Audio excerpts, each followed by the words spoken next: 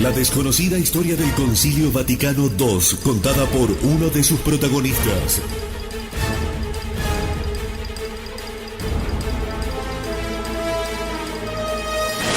El Rin desemboca en el Tíber, de Ralph Wilhelm.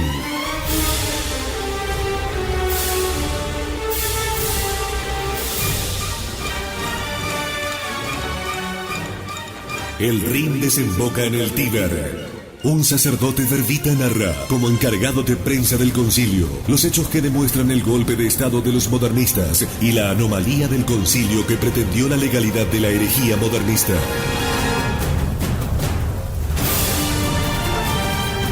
Imprescindible para conocer la historia y entender lo que nos está pasando. El Rin desemboca en el Tíber. En la voz de Fabián Vázquez. A continuación, en Radio Cristiandad. 24 horas para que Cristo reine.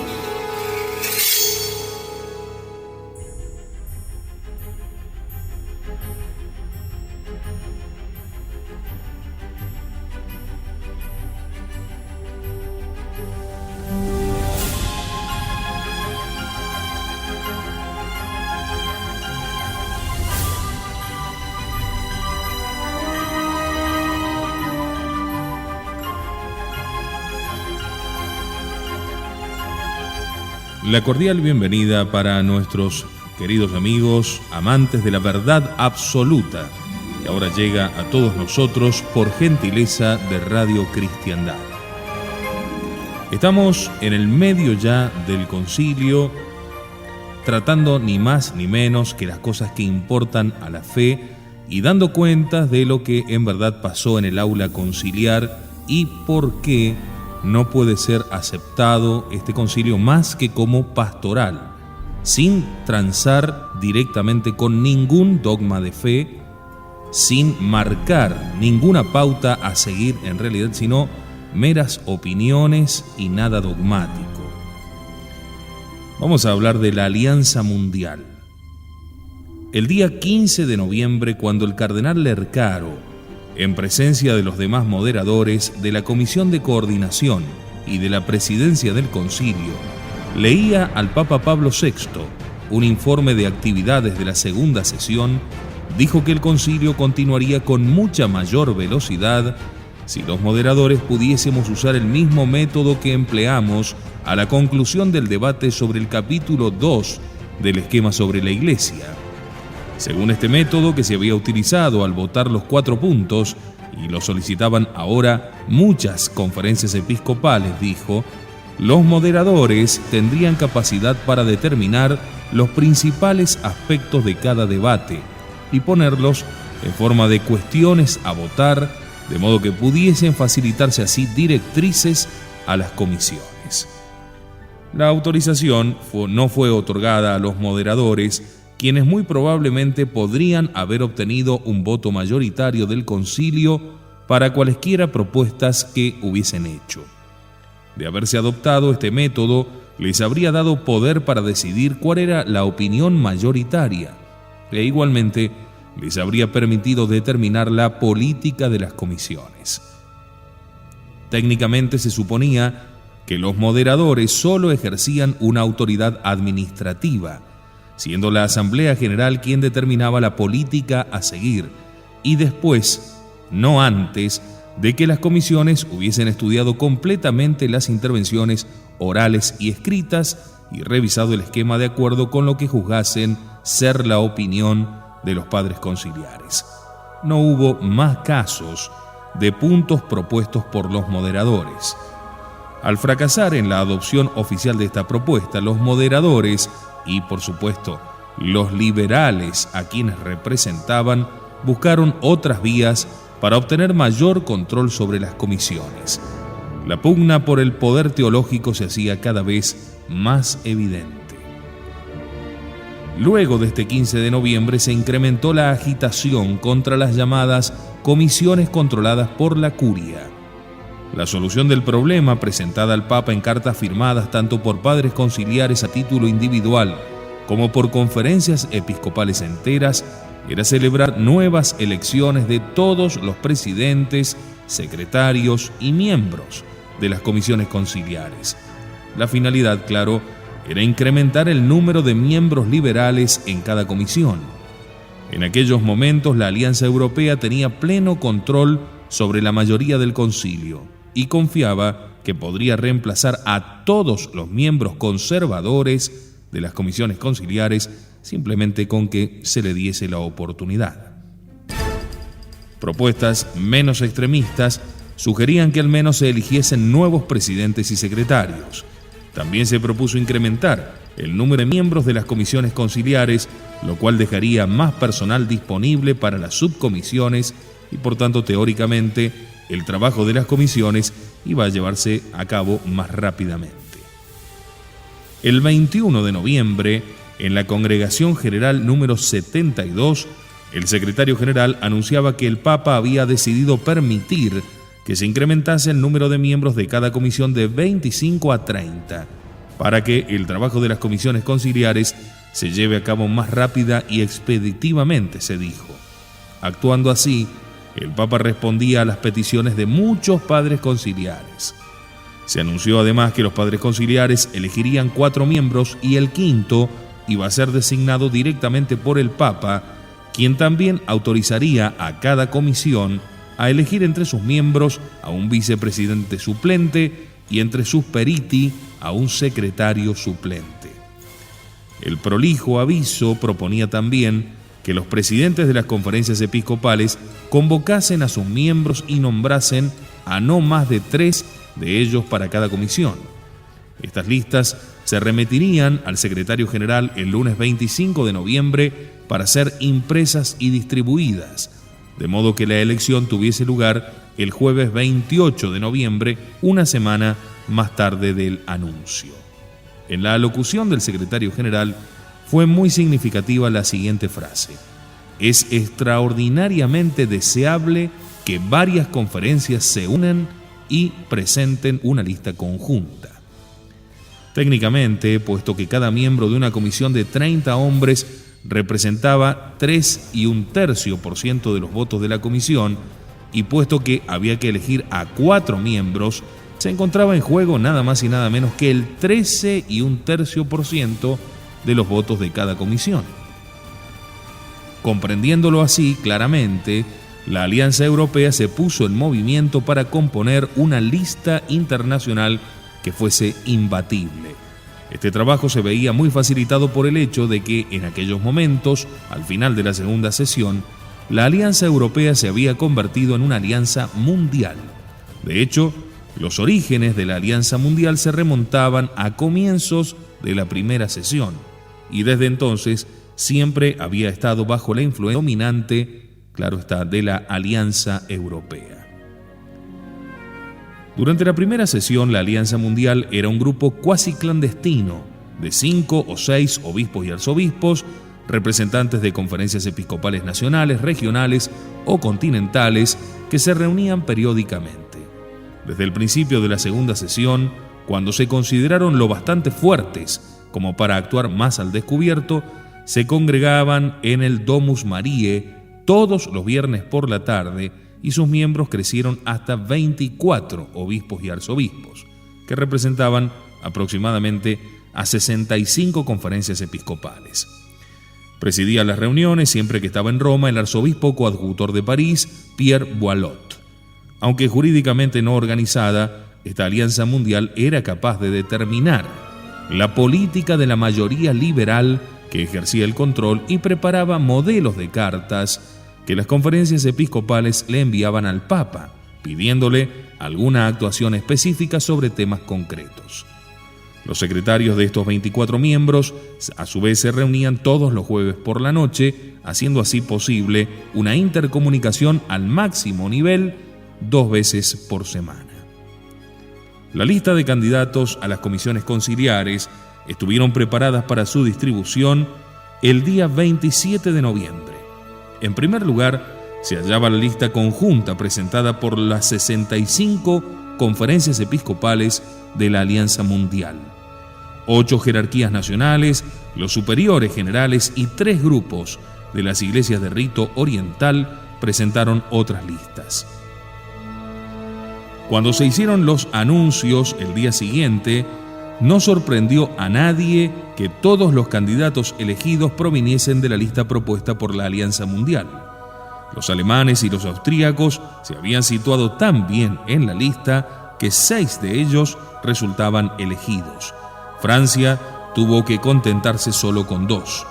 Sin embargo, no todos los candidatos presentados por la Alianza Mundial satisfacían la condición del Papa Pablo de ser verdaderamente expertos en la materia estudiada por sus comisiones. Era el caso del padre conciliar situado en segundo lugar de la lista de candidatos para la comisión teológica, que era elegido con 1.448 votos. Algunos días antes de la elección, presentaba un esquema alternativo sobre la bienaventurada Virgen María ante 60 obispos reunidos en el Hotel Columbus. Cuando estos le plantearon alguna objeción, no pudo responderlas y admitió repetidamente que no era teólogo, sino que simplemente estaba presentando al grupo un esquema que había sido preparado por otros. Tras esta elección ya nadie necesitaba dudar de la dirección por la que se había encaminado el concilio.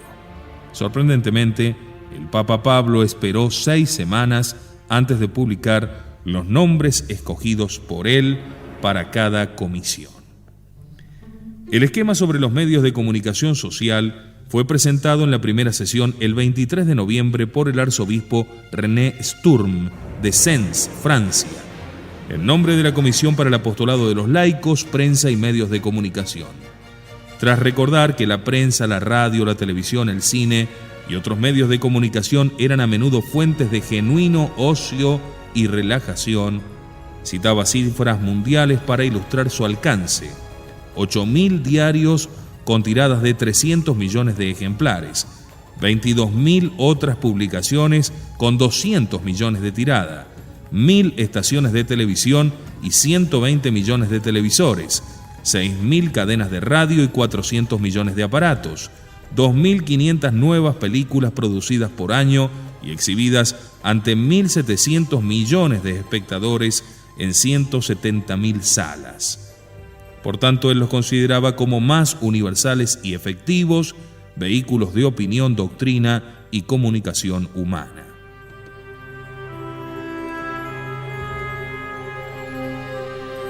En su alocución dijo que la Iglesia no podía ignorar el tema de los medios masivos, pues por su auténtica misión y naturaleza debe dar a conocer el único mensaje necesario para los hombres, el mensaje de la salvación. Por primera vez en la historia, la Iglesia tenía posibilidad de proclamar su mensaje a todo el mundo. ¿No debía entonces considerar los medios masivos como un medio providencial para transmitir el mensaje cristiano con mayor rapidez, universalidad y eficacia? Un examen profundo de los modernos medios de comunicación revelaría una invitación del mismo Dios, pidiéndonos asumir la tarea de orientarlos.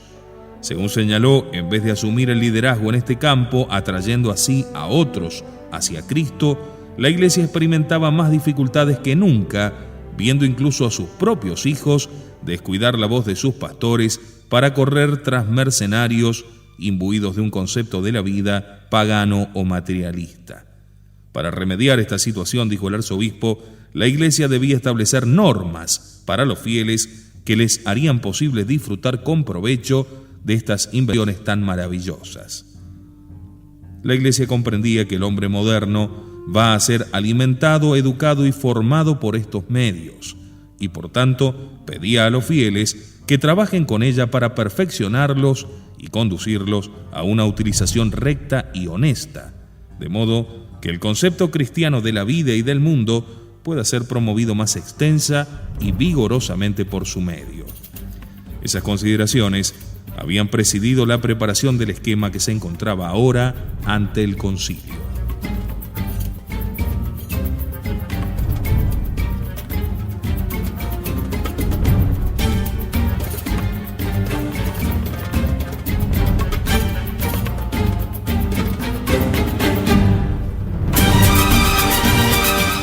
A modo de conclusión se refirió a las deficiencias del esquema, señalando al mismo tiempo que los sacerdotes especializados en este campo estaban casi totalmente absorbidos por los aspectos de producción de las comunicaciones, e insistiendo en que los teólogos todavía no les habían aportado su deseada contribución en este campo particular. En la Iglesia había existido un movimiento litúrgico, un movimiento bíblico y un movimiento ecuménico, pero no un movimiento perdurable sobre las comunicaciones. La intervención del arzobispo Sturm intentaba sacar a los obispos del mundo de su letargo, pero la reacción constructiva ante el esquema fue relativamente pequeña. Algunos padres señalaron que el esquema era demasiado largo, difuso, demasiado específico sobre puntos que cambiaban a diario.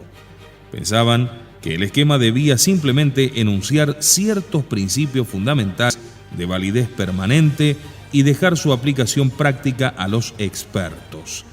Se insistió repetidamente en que debía animarse más a los laicos que a los clérigos a asumir el liderazgo en el campo de las comunicaciones de masas.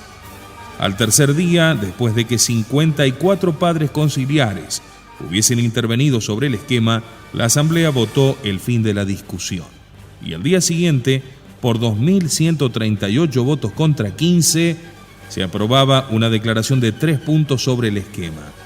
En primer lugar, la asamblea de padres declaraba el esquema sustancialmente satisfactorio.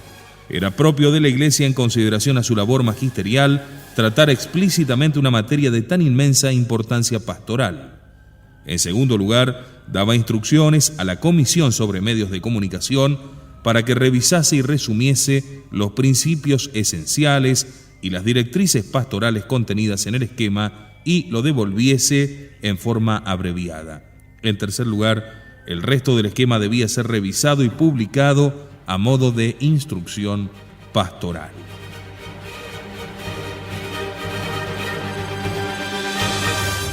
El esquema sobre los medios de comunicación, tal como fue modificado después de la primera sesión, fue presentado en la segunda sesión el 14 de noviembre. Se había reducido de 11 capítulos a 2, de 114 epígrafes a 24 y de 40 páginas a solo 9. Cuando se procedió a la votación, se recogieron 92 votos negativos al capítulo 1 y 103 al capítulo 2. El secretario general anunció que, según el reglamento, el esquema revisado había recibido la necesaria aprobación de la Asamblea. Sin embargo, los moderadores habían decidido invocar el artículo 61.7 del reglamento, que en casos especiales permitía otra votación del esquema en su totalidad. No se estableció ninguna fecha concreta para esto, pues la comisión quería examinar el esquema una vez más a la luz de las nuevas enmiendas presentadas. Aquella tarde se discutió el esquema revisado en el panel de prensa de los obispos norteamericanos. Circunspectos periodistas pidieron a los miembros del panel una explicación satisfactoria del epígrafe 12, que establecía que la autoridad civil tenía el deber de defender y tutelar una verdadera y justa libertad que la sociedad moderna necesita enteramente para su provecho, sobre todo en lo que atañe a la prensa. Estaban particularmente molestos con la afirmación de que la autoridad civil está obligada a procurar justa y celosamente que no se siga daño a las costumbres y al progreso de la sociedad por un mal uso de estos medios de comunicación. Esto parecía abrir la puerta a la censura estatal de la prensa.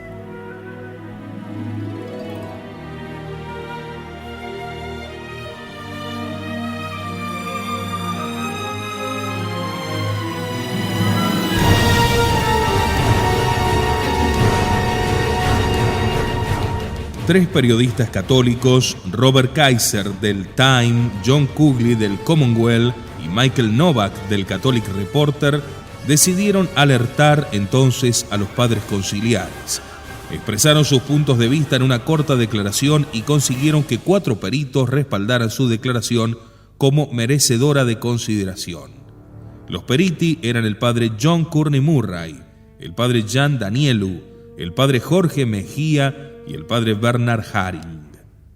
La declaración calificaba el decreto propuesto sobre los medios de comunicación no como ayornamiento, sino como un paso atrás, que podría ser citado algún día como un ejemplo clásico de cómo el Concilio Vaticano II fracasó en su intento de interpenetrarse con el mundo que le rodeaba.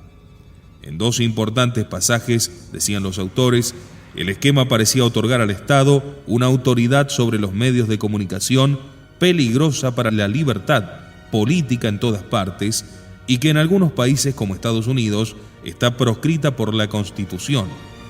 Otro pasaje podía ser interpretado como una atribución a la prensa católica de una autoridad magisterial y una cuasi infalibilidad que ni es propia del periodismo ni ayuda a la formación de la opinión pública en la Iglesia. La acción, iniciada por los tres periodistas, impulsó a algunos de los periti a emprender su propia campaña contra el esquema antes del voto crucial, que entre tanto había quedado ya establecido para el 25 de noviembre. Circuló un texto en latín donde se afirmaba que los padres conciliares deberían emitir un voto negativo, porque el esquema revisado ya no era sustancialmente el que había sido discutido en la primera sesión, sino realmente un nuevo esquema, puesto que podría ser difícil persuadir a los padres conciliares que ya habían votado a favor del esquema, de que votasen ahora en su contra. Se sugería que los moderadores planteasen la siguiente propuesta a la Asamblea General. ¿Desean los padres conciliares que la Comisión de Coordinación incorpore este esquema al esquema sobre el apostolado de los laicos en sus fundamentos teológicos y al esquema sobre la Iglesia en el mundo moderno en su fundamento sociológico, de modo que la fuerza del esquema sobre los medios de comunicación, tan meritoriamente preparados por la Comisión, y su conexión con los otros dos textos resulten más evidentes? De esta forma, un voto afirmativo constituiría un rechazo del esquema. El argentino, el padre Mejía, uno de los periti que habían respaldado la declaración de los tres periodistas, promovió otra campaña, esta vez por su cuenta. Envió a los padres conciliares la siguiente circular en latín y con el sello de urgente. Al leer el esquema sobre los medios de comunicación, una vez más antes de la votación final, muchos padres conciliares opinan que este texto no es digno de un decreto conciliar. Por tanto, se pide a los padres conciliares que consideren seriamente la conveniencia de votar negativamente, porque el esquema no se ajusta a las expectativas de los cristianos, especialmente de los versados en la materia. Si se promulga como decreto, la autoridad del concilio se vería comprometida. El papel dejaba un amplio espacio en blanco para la firma de los padres conciliares. Una breve carta adjunta a la circular pedía a los padres conciliares, si coincidían con el autor, que obtuviesen tantas firmas como fuese posible y las remitieran al autor la tarde del 24 de noviembre. El cardenal Silva Enríquez, decía la carta, las trasladaría la mañana siguiente al cardenal Lercaro, quien se había comprometido a hacer un buen uso de ellas. Como podía deducirse del texto de la carta, el cardenal Lercaro, que figuraba en el programa como conductor de la reunión de aquel día, tenía ya un plan trazado para bloquear la aceptación del esquema.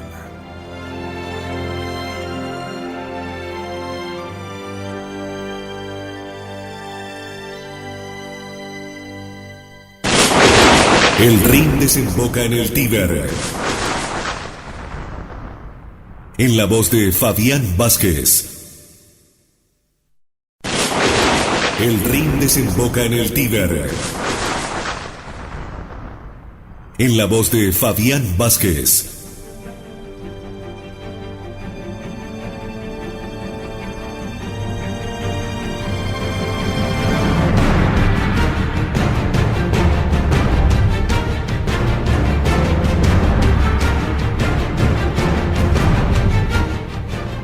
La mañana del 25 de noviembre, el padre Mejía se situaba en las escaleras de San Pedro con una pila de copias impresas de su petición con los nombres de 25 padres conciliares de 14 países que habían firmado y las repartía a los padres conciliares cuando entraban en la basílica. Luego fue relevado por el obispo auxiliar Joseph Reuss de Mainz, en Alemania. La distribución se hizo pacíficamente hasta que apareció la figura imponente y malhumorada, por este caso, del arzobispo Felici. El arzobispo intentó quitarle los papeles de las manos al obispo Reuss, siguió un forcejeo y finalmente el obispo se los entregó. Antes de comenzar la votación aquella mañana, el cardenal Tisserand, como primer presidente del concilio y en nombre de los moderadores, habló a la asamblea sobre aquel incidente.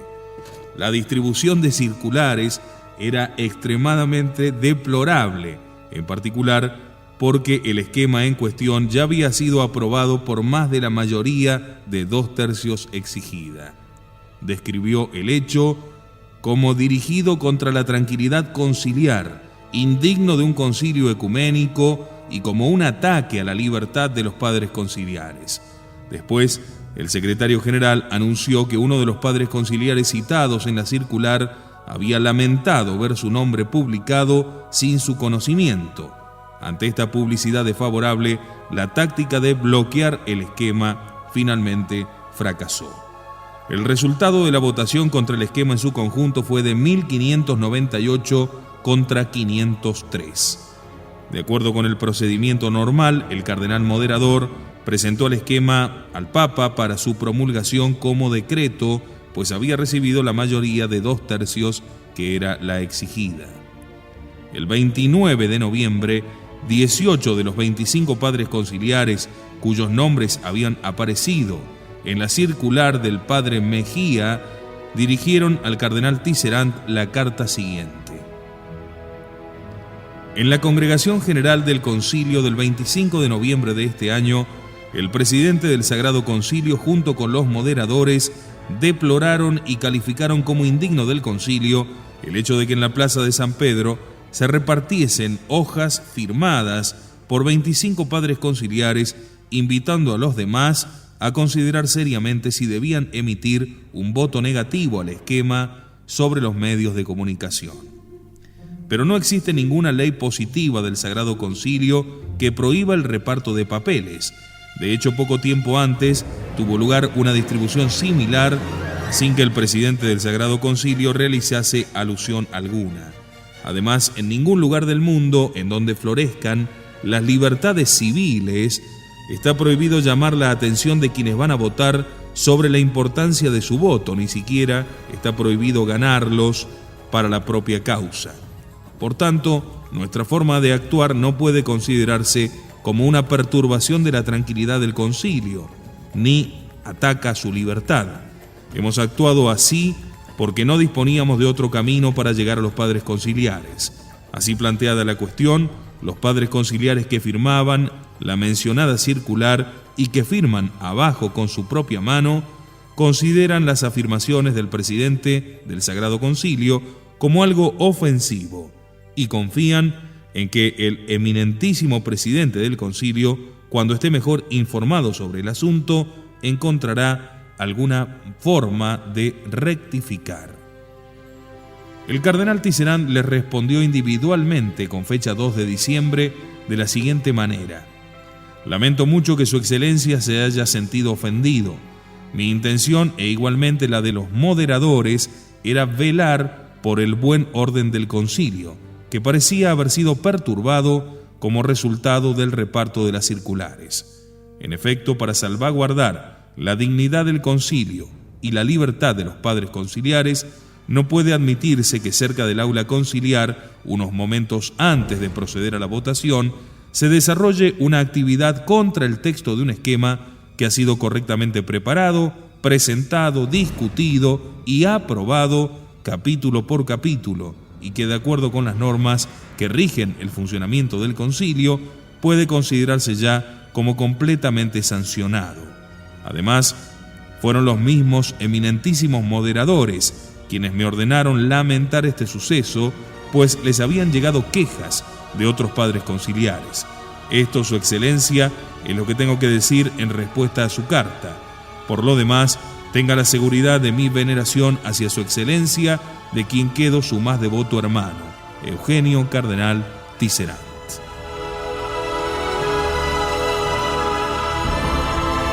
En sesión pública en San Pedro, el 4 de diciembre, los padres conciliares daban su aprobación formal al decreto sobre los medios de comunicación con una votación final de 1960 contra 164.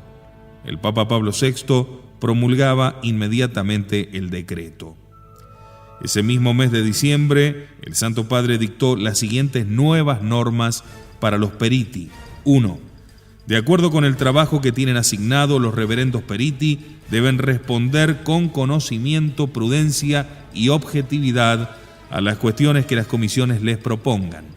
Segundo, se les prohíbe organizar corrientes de opinión o de ideas, conceder entrevistas o defender públicamente sus ideas personales sobre el concilio. Tercero, no deben criticar al concilio ni comunicar a personas externas noticias sobre las actividades de las comisiones, observando siempre a este respecto el decreto del Santo Padre sobre el secreto que debe observarse en los asuntos conciliares. Antes de la apertura de la tercera sesión, se promulgó todavía otra directriz, sin el permiso expreso del presidente, que debe obtenerse a través del secretario general, a nadie se le permita repartir papeles, opúsculos, material impreso, etc., de ninguna clase, ni dentro del aula conciliar, ni en sus proximidades. Es deber de la Secretaría General velar por la observancia de esta norma. Estas nuevas normas y reglas parecían dirigidas contra los grupos de presión dentro del concilio.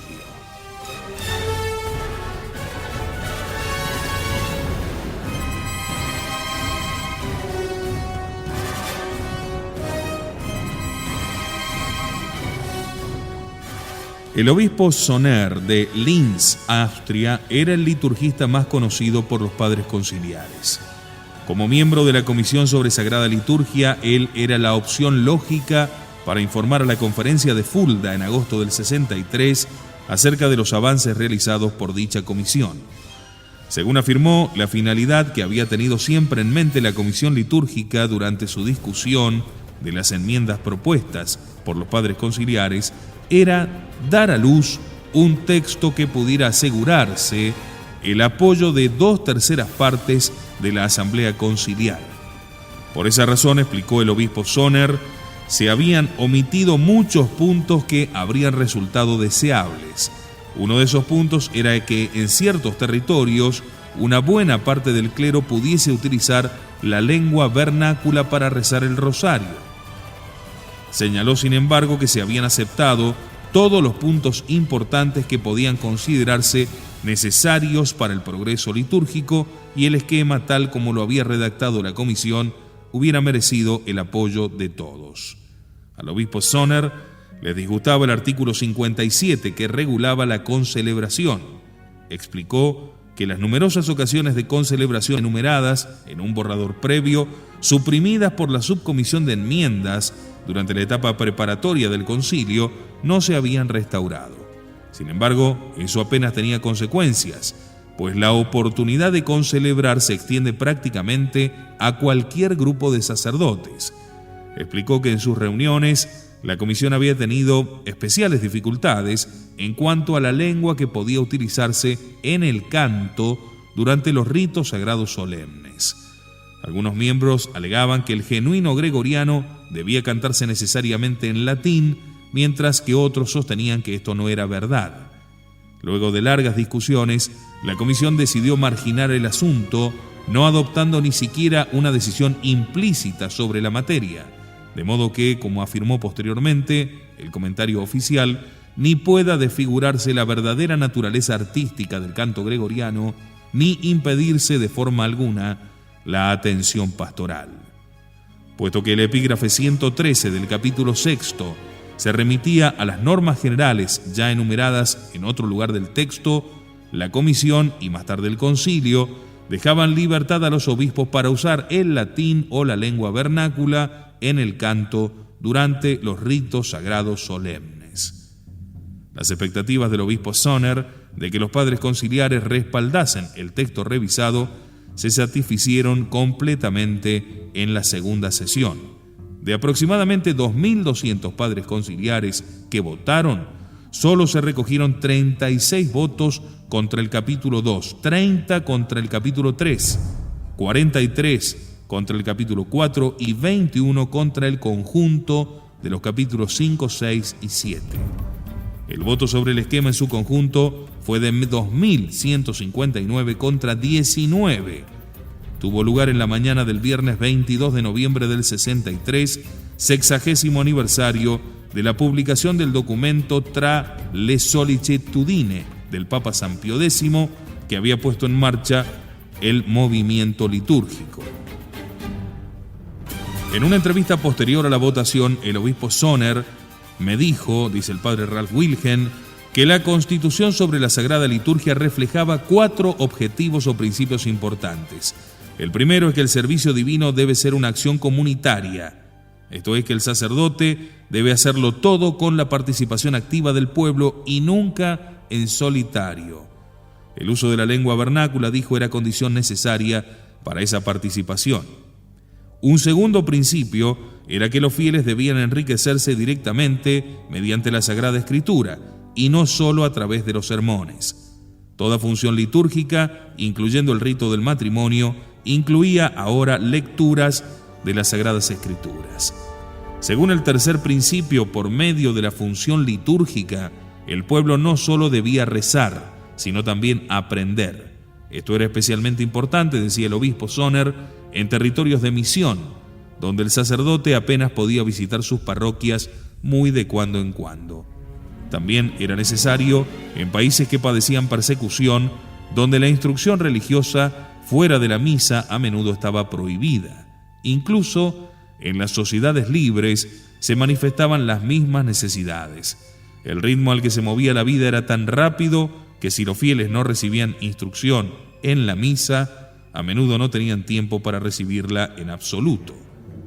El cuarto principio se aplicaba específicamente a los territorios de misión.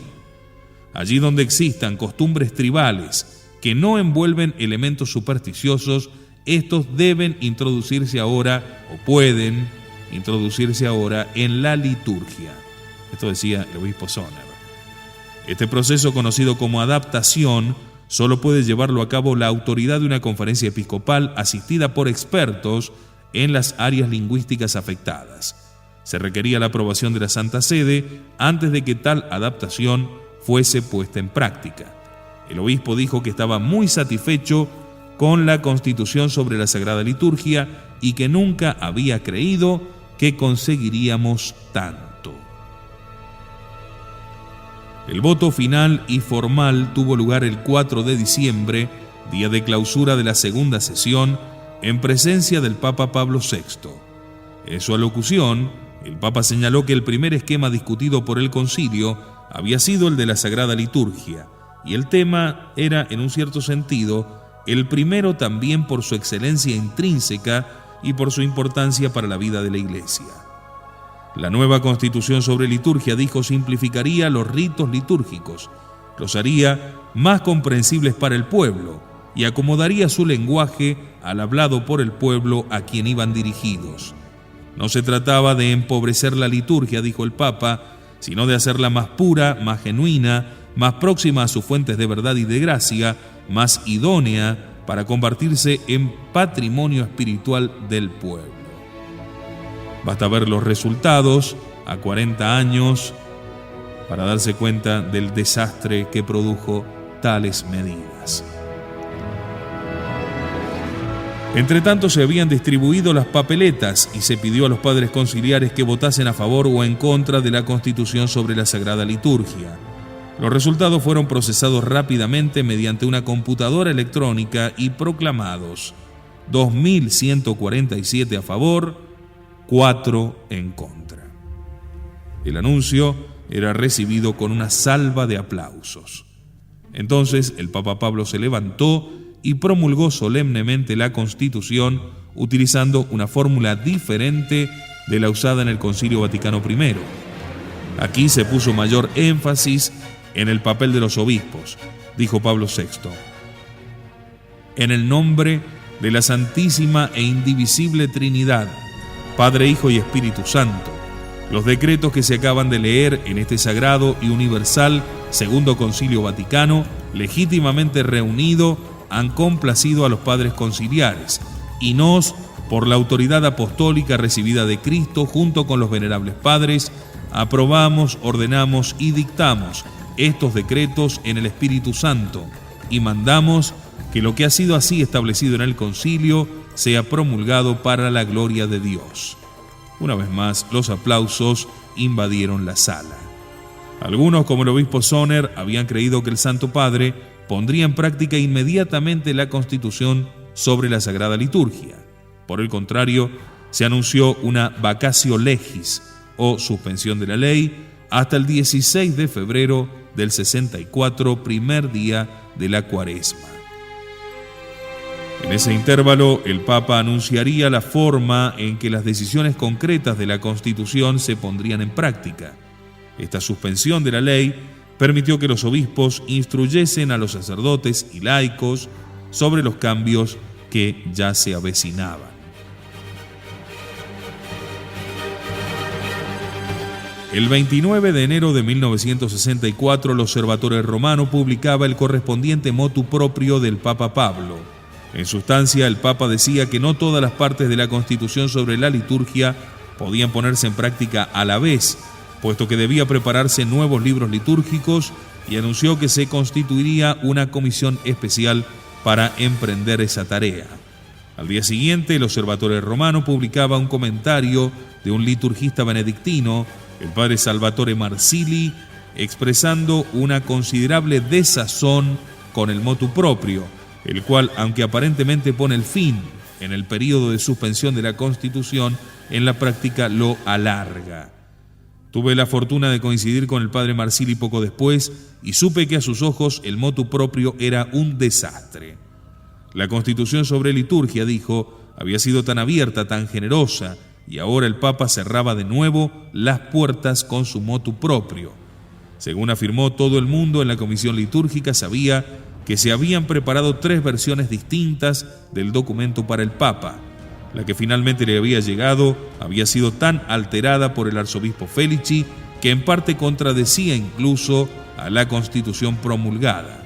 Lamentablemente, el Papa Pablo, delegando en el secretario general, había permitido la publicación del texto. En el período de 24 horas posterior a la publicación del motu proprio, las oficinas de la Secretaría del Estado del Vaticano vivieron un pandemonium. Diluviaban las llamadas telefónicas y los telegramas y cablegramas de obispos perplejos y enfadados, y de conferencias episcopales de todo el mundo. El arzobispo Angelo Dell'Acqua, de la Secretaría de Estado, dijo después que ese departamento nunca había sido testigo de un día semejante en toda su historia. La situación se agravaría el 31 de enero, cuando el Osservatore Romano publicara una traducción italiana del motu proprio que no se compadecía con el texto latino publicado 2 días antes. Tal vez el mayor reproche contra el motu proprio era que no permitía la introducción de las lenguas vernáculas en la liturgia ya desde el 16 de febrero.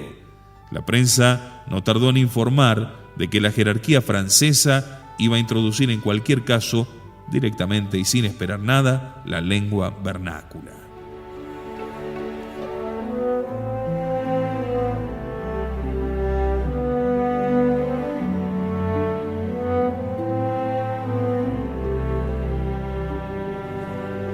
También la jerarquía alemana envió inmediatamente a Roma a uno de sus principales liturgistas, Monseñor Johannes Wagner, para averiguar qué había ido mal. El cardenal Lercaro de Bolonia estaba enormemente descontento y anunció que iba a acudir a Roma a ver al Papa. Entretanto, los juristas en el Vaticano se afanaban por hallar una salida al dilema. La solución que encontraron fue informar a todas las conferencias episcopales, por medio de los nuncios o delegados apostólicos, de que el motu proprio publicado en el Osservatore Romano había sido revocado y se estaba preparando otra versión para ser publicada en el Acta Apostolica Sedis, único diario oficial de la Santa Sede. Técnicamente, ningún documento vaticano está oficialmente promulgado hasta que aparece en el Acta Apostolica Sedis. El 2 de marzo, el texto oficial del motu proprio, tal como iba a aparecer en el Acta Apostolica Sedis, fue publicado como folleto para su distribución a los obispos. Se habían realizado 15 revisiones. Para muchos padres conciliares, aquellos pocos pliegos de papel eran un símbolo de su victoria sobre la curia romana, es decir, sobre la tradición de la Iglesia. El 5 de marzo, el Observatorio Romano proclamó la creación de una comisión para la aplicación de la Constitución sobre la Sagrada Liturgia, tal como había anticipado el Papa en su motu proprio. La nueva comisión estaba compuesta por 42 miembros de 26 países, con el cardenal Lercaro como presidente. A esta comisión pertenecían la mayoría de los padres conciliares que habían sido miembros de la comisión litúrgica, así como muchos otros. El secretario era el padre Aníbal Bugnini, que había desempeñado el mismo papel en la comisión preparatoria de liturgia. El nombre más sorprendente en esta comisión era el del arzobispo Felici, que tanto había trastocado el motu proprio y provocado tanta conmoción en los obispos, y una situación tan embarazosa para Pablo VI. ¿Qué había hecho para merecer un puesto en esta comisión? Era canonista, no liturgista. El nombramiento había sido promovido por el padre Aníbal Bugnini, quien pensó que el arzobispo merecía esa recompensa por lo que había hecho en favor del esquema en sus primeros pasos, cuando el octogenario cardenal Gaetano Cicognani, hermano mayor del secretario de Estado y presidente de la Comisión Preparatoria de Liturgia, dudó si darle o no la necesaria aprobación. Los poderosos elementos conservadores de la Sagrada Congregación de Ritos insistían en que rehusase su firma. El arzobispo Felici, quien informaba regularmente al Papa Juan de los progresos de los esquemas y su distribución, le explicó la dificultad que estaba experimentando con el cardenal Cicognani, pues sin su firma el esquema quedaba bloqueado, aunque la mayoría exigida lo hubiese aprobado ya en la comisión. Antes de que finalizase la audiencia, se estableció un plan para obtener la firma deseada. El Papa Juan llamó a su secretario de Estado y le dijo que visitase a su hermano y no volviese hasta que no tuviera la firma. El 1 de febrero de 1962 acudió a la oficina de su hermano, se reunió con el arzobispo Felici y con el padre Bugnini en un pasillo próximo e informó a su hermano de los deseos del Papa Juan. Posteriormente, un peritus de la Comisión Preparatoria de Liturgia afirmó que al anciano cardenal casi se le saltaban las lágrimas cuando blandió el documento en el aire y dijo: «Quieren que firme esto, pero yo no quiero hacerlo». Luego apoyó el documento sobre su mesa, tomó una pluma y le puso su firma. 4 días más tarde falleció.